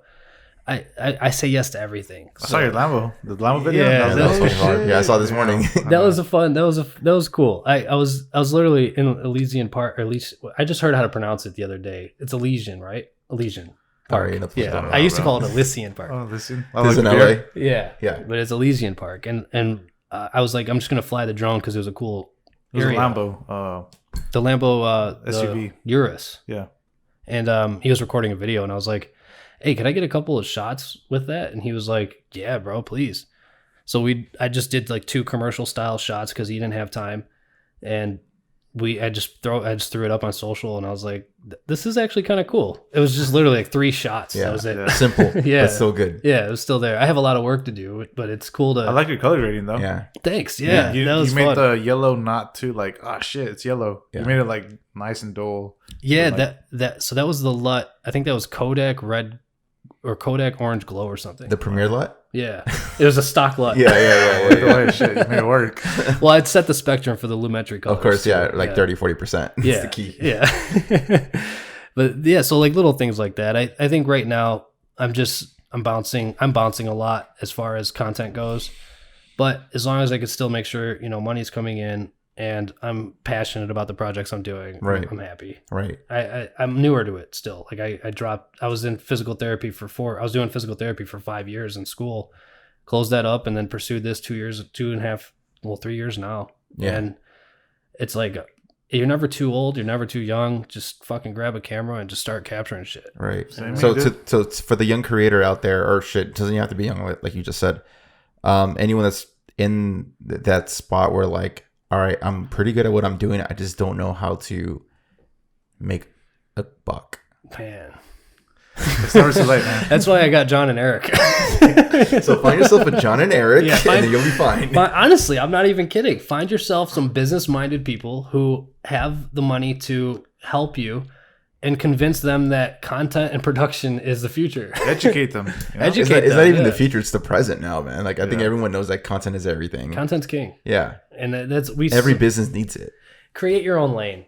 Create your own I lane. love that. Yeah, create your own lane. I've stopped, like from the beginning, I always created my own stuff. And it was only because I wasn't skilled enough to be hired by somebody. Then when I finally got hired with Diesel, I was like, oh wow, I can actually get the experience I need, and it gave me enough. So my first advice is to find a production company that you can do work for, just to understand the structure and the flow of creating content, editing, hoping that you have the right influences around you. Then from there, I'm not even kidding, like create your own lane. John and I and Eric, like we started this thing called Cooking Next Door for Next Door Lending. And we just started a cooking show, and it gives you a side of mortgage advice. If you make that shit look like a cooking show, then people will start catching. And the whole thing, honestly, all it is these days is create a dope pilot, pitch it to a network. That network picks it up, and boom, you have a TV show. Right. So it's like, just try and create everything that you can. Bro, okay, so the stars are aligning right now. So literally yesterday, I shot a pilot for potential big network show, and it was like reality kind of TV style, and it's like fuck the thing that you're saying right now is literally what happened to me yesterday. Let's go. Yeah. Stars are aligning. Yeah So crazy. No, that's awesome. And like I said before, it's so odd that it came like this podcast, my first podcast, but to come back to Oceanside to do it. You know how many memories were going through my head before I got here? I was like, what the fuck? Nah, man, that's just how the world works, you know? Yeah. And okay, so now where do you see yourself? Like, what's your end game? What's the end game? What's the end goal? Well, I'll be honest with you. Are you still learning? I mean, yeah, Do you still see yourself with a company like long term? Yeah, well, yeah. I mean, honestly, so with Next Door Lending, I see myself being there for as long as they'll have me. I love that company. They're awesome, and they give you the freedom. So that's the dope part. Yeah. Finding that company that gives you that creative freedom to do you, like that goes so far. Yeah. Got that. Rome Studios. I want to build that out. I want to make that I want to make that a dominant production company out here, and I really want to make that grow. I see myself holding an Oscar one day. So I'm not going to stop until I get there. I legit said that shit the other night. I was like, I'm going to win an Oscar one day. Yes. I swear to God. Yeah. It has nothing to do with anything. It was after the podcast. We're just watching music videos, vibing, and then he took off, and I'm just like watching some shit, like cinematic shit, like on YouTube. And I'm like, I'm gonna fucking win an Oscar one day. Like, I swear to God. Good, bro. I think I was watching like videos from The Weeknd because he has like the best. I don't know who is a cinematographer and director. Like he makes the best fucking music videos. It's so beautiful, man. Really? Like the way it's shot, and it's like, I'm gonna make this shit one day. Like, yeah. And that's living that. That's where it is. Yeah, you got to put into existence, and then let's see when the stars align. That might be the fucking name of the fucking podcast. The stars align. Make sure you tag Frank. Yeah, word. Yo, so like I recently saw your story, dude. I didn't even know you breakdanced. Bro, where'd you that breakdance? Yeah, he was like breakdancing. I was like, what do? the fuck? Fucking man, dude. He's out here doing some research. No, like I was like, what the fuck? I was like, no, that's Rami. You were doing fucking like spinning and shit on the floor. So I was always in entertainment. When I was a kid, I had so much energy. My mom's like, I need to do something with this. So at 4, she put me in dance. Oh, really? And then at 5, I was in Taekwondo. And then I did drums, piano, guitar, acting, singing, figure skating. Damn. So you've been creating off the rip. Since I was 4 to 15, I did that whole journey. Dang. My mom just put me in everything. That's dope. Yeah. And I was always good at taking direction. So I ended up, that's where I've kind of gone into now is directing because I've been directed my whole life. We all have, but when it came to doing dances and routines and songs and all that stuff, I always had to remember stuff. So my brain became compartmentalized. Yeah, compartmentalized. Yeah, it categorized.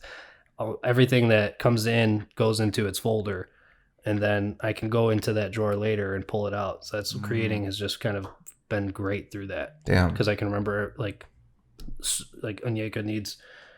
Now I'm going to use her. I can remember that. John needs this in the next episode of Cooking Next Door. I can remember Eric wants this in the next walkthrough video, and everyone that has their own story and what they want, I can divide it up and get it out later. Right. It's pretty cool. But that just came from the whole entertainment background. You said you had OCD before, right? Yeah. So like that's kind of an obsessive like you thoughts. So like that helps with that, and like that's what, like the more I'm getting to know you, the more we have in common. Because like I had OCD before too, like obsessive thoughts and stuff, but that helped me like what's that shit called when you can like remember something when you see it. Photography. Oh, photogenic memory. Yeah, something like that. So when I would like study for test, I would like, what the fuck was that? And I just like pull up the paper in my head, and I could see it, and I'm like, oh, that's what it was. And that's how I learned. And I'm like, damn, am I really smart or am I dumb? I just remember that. I don't know if you learned it, but you memorized it. Yeah, I memorized it. So that's one thing. Like my memorization was like really good because of that. Because I obsessed over like how to look. Straight up. That's I mean, that's right there. I'm right there with you. All right, man. Before you give the last tip to the creative gang out there, something new that I kind of want to try out. Like, can you, if you're able to, share a horror story that's happened to you during production? It could be anything, like for sure. Right away, something comes off the board. Oh shit! Bring it. You don't have to drop names. We don't want you to burn any bridges. Sure. But unless you want to drop it, go for it. But we're not. You don't have to. It was an amazing shoot. It was just a. Can you describe the shoot? Yeah. Low budget, high budget. So it was with Lexi Pantera. Okay. She's a musician. I think we all know who that is. Yeah, well, most people do. She got famous for twerking, and then yeah, she's a twerk girl. Yep. And then she's in the music game now. She's doing really well, and she has a good management behind her, Cuckoo Labs, and fuck. She has a good management behind her, and they go by the name of Cuckoo. Okay. And they have their own recording studio and everything, but we put ourselves in a bad position. Okay. And this is like pre-planning, pre-production, how important it is. The problem was we decided to do 3 locations in one day, and ouch, that's a lot. Yeah, it was tough. 3 locations in one day, and we had a lot of. I'm assuming this is LA. Yeah, and then you have to deal with traffic. I mean, depending how far the locations are at. Yeah, I mean, each location was probably about 40 minutes away from each other, and that's with no traffic, probably. No traffic. Yeah, that's with no traffic. Always. Yeah, which doesn't exist in LA. So, and one of the shots, I mean, it was really cool. It was a porn house. What the fuck? Huge ass house. Damn. But we did a shoot there, and then we did one in the music studio, and then we did another one that was probably about 30 or 40 minutes from there. Sure. But wow. Okay. The problem was when you put yourself in a position to really rush and get a bunch of stuff done. It's so crammed up. It's just too crammed up. Stress levels go up. People, you start losing control of the people who are there to create with you. Mm-hmm. So a lot of the times, like, communication was big. Making sure everyone was on the same page was big, and there were times in the shoot where we weren't on the same page, and it happens. Mm-hmm. A shoot will never go the way you want it to go. Exactly. The shit always happens, but always. It never goes according to plan. Yeah, I always try to educate people. It's either to the shit or it's like, oh fuck, that's amazing. Yeah, I like, expect that. No, something happens, but you just got to figure out how to fix it or go around it. Exactly, and that was the biggest thing, and that's what the advice I've gotten growing up is making sure that you just set up what you need to set up to capture the moment you need to capture. Right. Don't script anything when it comes down to it. Yeah. If you start scripting, then you're gonna lose people's focus. Yeah. So with this one though, there were certain shots and certain scenes where we just weren't on the same page. We like Lexi thought one thing was being shot, and then we would be starting to shoot another thing, and it came down to just making sure that everyone understood what the story was, and we didn't do that. So it was a big learning lesson for me.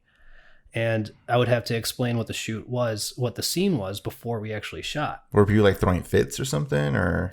Yeah, I mean, not necessarily fits, but just like, I mean, Lexi was obviously frustrated. Okay, it was very clear. Yeah, like she was just like, why are we doing it this way?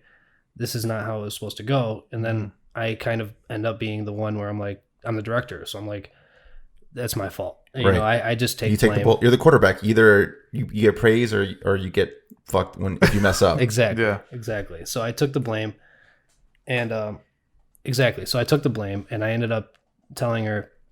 I was very patient. We explained every scene, and we went through everything really well. And it was really nice because the shoot came out great. We ended up getting everything done that we wanted to get done, but it was just a very high stress environment. Yeah. So don't set yourself up for failure.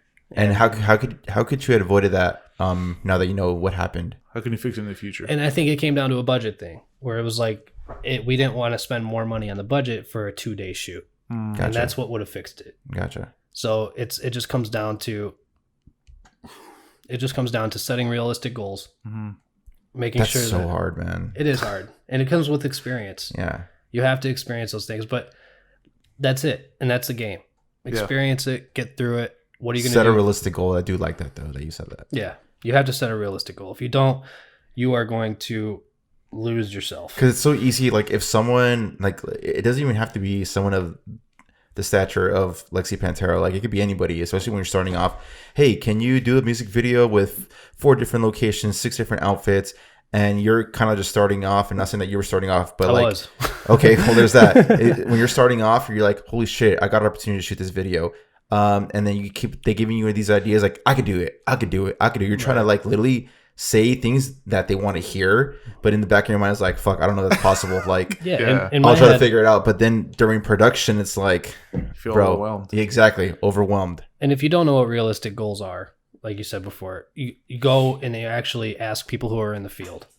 Hey, we want to we want to do 3 scenes, 3 locations, 6 outfits, and do this, and see their reaction. You both were like, holy shit, that's a lot. Mm-hmm. So right away, that should have told me, okay, maybe that is a lot. Maybe I should reevaluate this. Because I've been in this situation where I've shot a music video and it's 3 different locations in LA, and we started from the crack of dawn, like at 5:30 in the morning, and we didn't finish till like close to midnight. Damn. Yeah, and it was luckily everybody was cool, but we were all tired, like, and it was showing. Mm-hmm. And you as a creator, you're like, you can't show that weakness. You need to let them know that you're hyped, you're good, and whatnot. Lots of coffee. I remember lots of Red Bull to keep me going. Mm-hmm. It was just an insane day. That's where it is. Those 20-hour days, man. Yeah, they'll get you. And that was what that was. It was a 20-hour shoot. Literally 20-hour shoot. I'm not even so I'm sure the talent was very happy. That was it. And that was where it came. Like, you can only do so much, you know? So it's like, okay. Right. Don't set yourself up for failure. Damn. Is there one? I mean, you just dropped a nice tip right now by telling them, like, hey, pre-production, set realistic goals. But is there another tip that you could give out someone out there that's listening? You worded way better. What is your, like, if you're watching yourself, what would be the most, your golden egg? What do you want to tell the creator? If you're watching yourself 3 years ago and you're watching this podcast. I'm going to ask you guys a question. Sure. Do you guys have a voice in your head that you know is the right thing to do every time? Always. My gut. Yeah. Your gut. Okay. Exactly. Follow your gut. Yeah. Don't ever not follow your gut, because I'll do things very based off of how I feel. Mm-hmm. And I like that. If you know me, that's what it is. Yeah. We're creatives. We feel, we love emotion. I guess most of us do. Follow that gut and don't ever second guess it. And just keep going. Mm-hmm. I agree with that. Yeah, don't ever stop. Follow your gut, man. Because we're in this space, man. We love this space, and this space is going to keep growing. Yeah. And you know, one thing to bounce off of that is, like, if you don't follow your gut, those stars that are lined, you're gonna be too naive to be like, yo, fuck this shit, man. What the fuck is this corny shit? I don't want this. And you know, if you follow your gut and be like, yo, this happened for me for a reason, let me follow that. Yeah, and it gets rid of the ego. I feel like there's so many signs out there that people just don't see because, like you said, people say it's corny, like that's cap, like that's fake, like that's not happening. But there's signs. Everyone sees. There's signs for everybody up there, but there's like either they're just too blind to see it, or the people do catch it, like they run with it. Yeah, and that's it. The people that catch it, they run with it. I followed my gut, you know, and it got me. It's gotten me the success that I've been wanting. We all want to be at the top. We all want to create the best content. It's very. I came up with something being here, and that was not here specifically. I came up with something as far as content goes, and that is, it's just a constant reminder that you're not good enough. Because everybody that you see creating around you creates dope shit. Yeah. Mm-hmm. And that's one reason why I will stop watching other people's videos for a while, just to kind of recalibrate myself and be like, look, Rami, you're good. Keep going. Keep pushing. You're going to be fine. Everybody else is creating dope shit, but you're going to get to that point too. Right. No, I fucking say this all the time. I don't watch people shit no more, man. You can't, right? I don't, because it's very overwhelming. Mm-hmm. And you know that the similarity between three of us is because we try to create our own lane. Yeah. You know, because we don't. I'm with Alberto where he's like, oh, like watch this person's like, I don't want to watch because I'm gonna get influenced and I don't want to be influenced because I want to create my own shit. I'm like, damn, true. I'm the same way. Good. That honestly, it's a relief. No, yeah. I'm the same. Like I can't. It's very overwhelming too. It is. It's like your mind starts fucking with you. It's like you'll never get there. Like I'm like, I don't want that. I don't want anything to block my energy, I guess. Where it's like right now I could conquer anything. And if I see some shit that's like fuck, like I got ways to go. Like, nah, I don't want that, man. And kind of like I said, like, I'm in a good space right now. Like, yeah, I'm slowly getting there, slowly but surely. I'm not trying to take giant leaps. Like, shit, man. It's corny as hell, RIP, but it's like, it's a marathon, bro. Yeah, straight up. And what you said really, really resonates because that's so true. It's like, you're your own lane. You're your own creator. If you start watching other people's stuff, you're going to start creating your content similar to what they're doing. Yeah. So it's good to watch it if you need to shoot a sports video and you want to look at a Nike commercial. That's perfectly fine because then that gives you the idea of, okay, this is what I could do. But as far as on a regular basis, I can't. It just doesn't work. Right. Yeah, it just doesn't work. 100% agree with that, man. And even if you're not trying to rip someone off, subconsciously you'll like get there without knowing it, and then you show people will be like, what? You show the content to someone with fresh eyes, and you're like, oh, that's just like a Sand Colder video. Like, people can sniff out originality like that, bro. Yeah. Daniel Schiffer. Oh man, he legit started a trend like last year, 2 years ago. Like the Daniel Schiffer style. I even did it myself one time. Me too. Yeah, I think we've all. But that's why I stopped doing that. We've all done the Daniel Schiffer edit before. He's a legend. Yeah, he's a fucking goat. But Rami, we appreciate your story, man.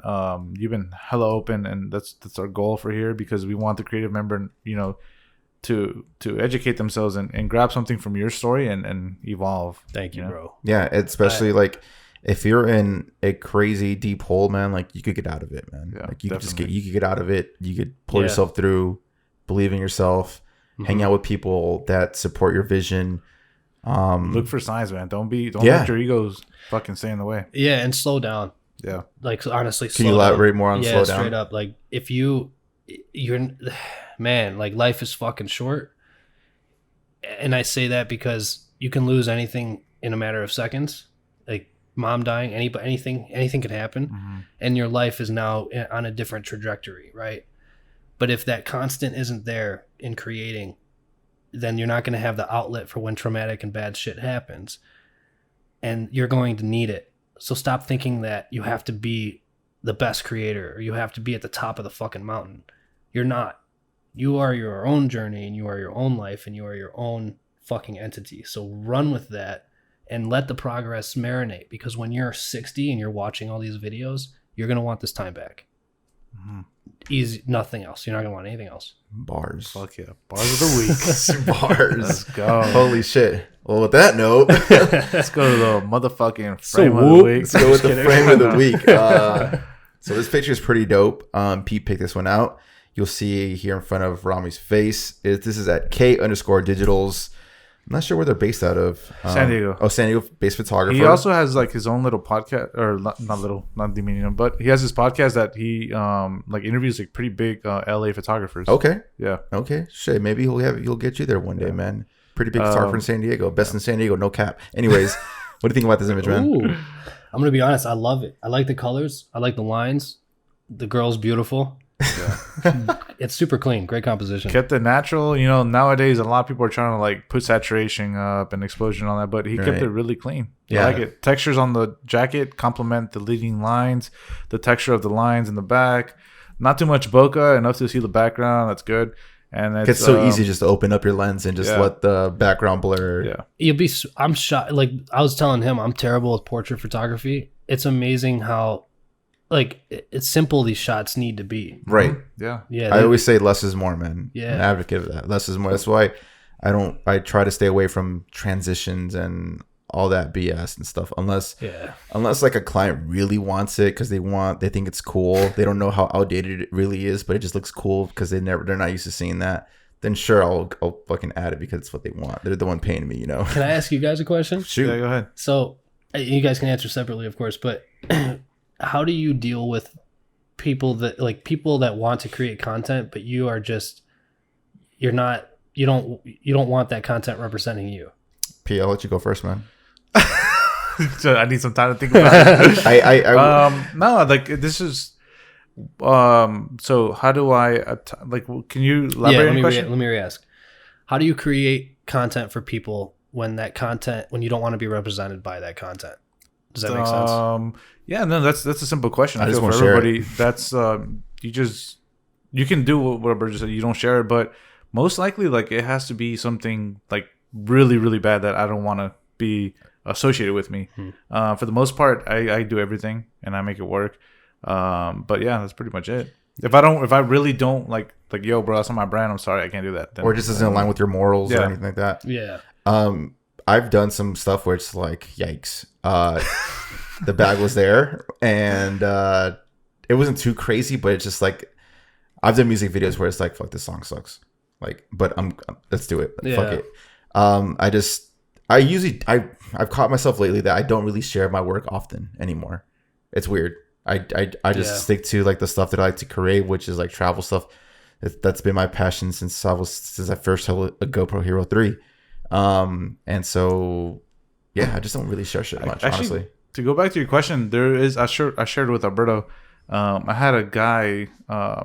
He wanted like some like what's that sports? What was that? Sports Illustrated.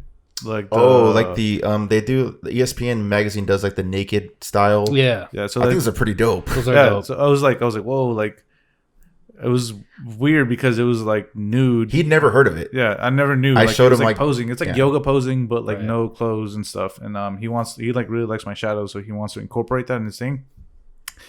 And at first I was like, whoa, like what the fuck? Like he showed me examples, and I was like, these are like almost naked.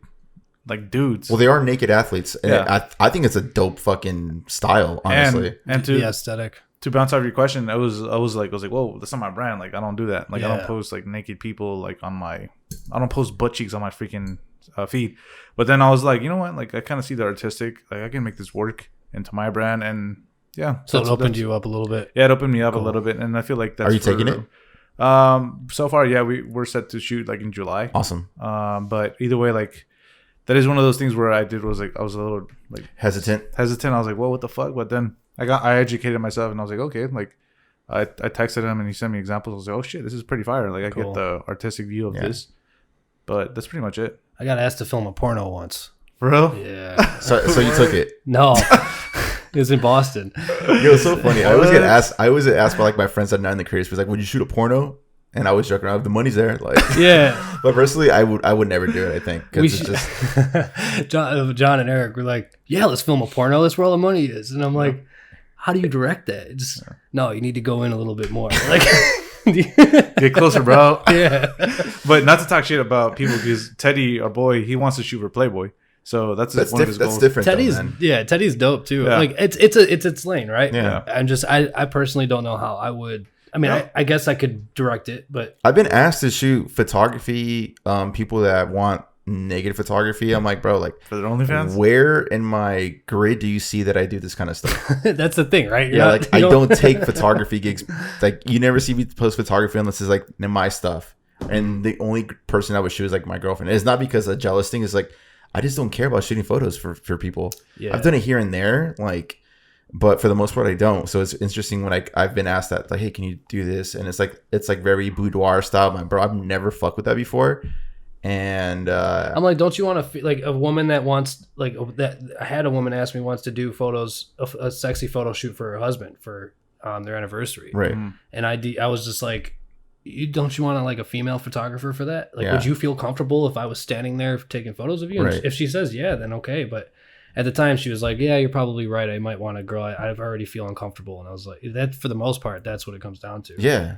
It's just different. But would you do it? Like boudoir style?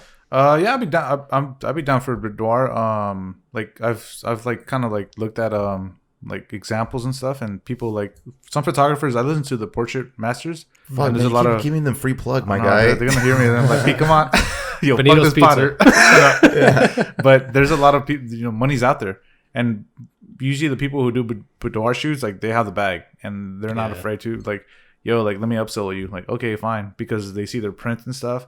But yeah, and I'm open to everything as long as I can make it work for my brand and it's not too out there to where like it misrepresents my brand. You know what I mean? Mm-hmm. For sure, man. Makes sense. Well, let's wrap it up, man.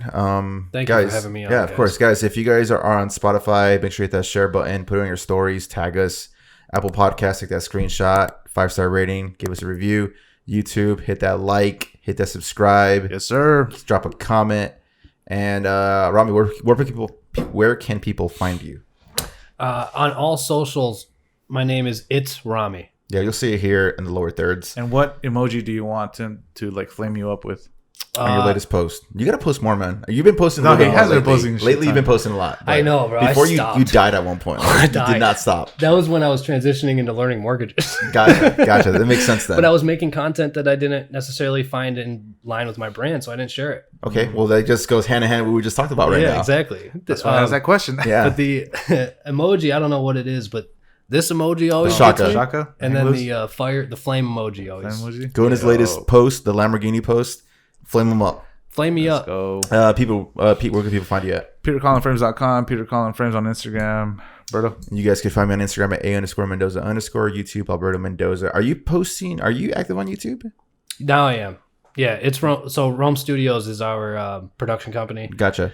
Where I'm working. I have a bunch of content I need to post through YouTube, but we just got Cooking Next Door onto YouTube. So awesome. Search Cooking Next Door and you can watch how to cook certain foods. We just did a Crunchwrap Supreme for Taco Bell. Oh yeah. And then we also give a real estate advice. So if anybody's in the market for buying houses, Definitely gotta check bro, it out. that just gave me an idea that I could. I'm gonna rip you off right now, man. I could provide for my clients. Like, do it because I mean, the more of it you have, the better, right? Yeah, right. And if we start a trend, we start a trend. Facts. Well, guys, Rami, dude, it's been a pleasure having you in the podcast. I'm so glad that you're finally in town and we were able to get you in here last second. Yes, sir. I love you guys. Thank you for the pizza. Shouts to Benito's restaurant. You guys are from North County. You want to let them know where they're at? Yeah, so we got one in Oceanside, California here, a few blocks from the ocean. We have a Benito's in Yuma, Arizona, and then we got about 10 to 15 in Michigan. Awesome. Yeah. And then Next Door Lending is the mortgage company if you ever need a mortgage. There you go, guys. There you go, guys. All the links will be in the description, so you'll be able to find a way to reach them. If you guys are interested in the equipment we're using, links below. Yes. I'll follow you back too. You get a free follow, guys. Straight up, I like all your content. I'm very active. Rami, thank you for making episode number 40 a banger. Hell yeah. Bombski, bro. Big 4. Let's go, dude. You dropped bombs. It was a Bombski because you dropped bombs. Yeah. Thank This you. is going to do it for episode number 40 of In the Frame Podcast. We'll catch you on 41, baby. Awesome. Peace. Peace.